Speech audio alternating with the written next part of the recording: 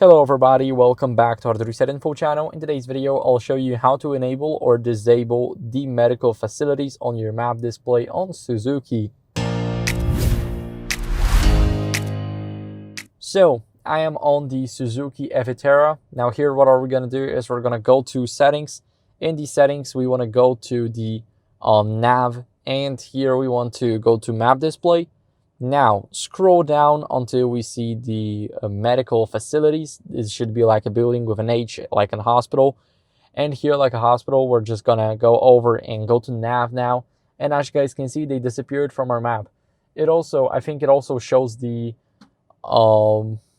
medical points, not the hospitals. And basically, it shows some random stuff. Not exactly the hospital that we might be looking for, but it shows the pharmacies and etc.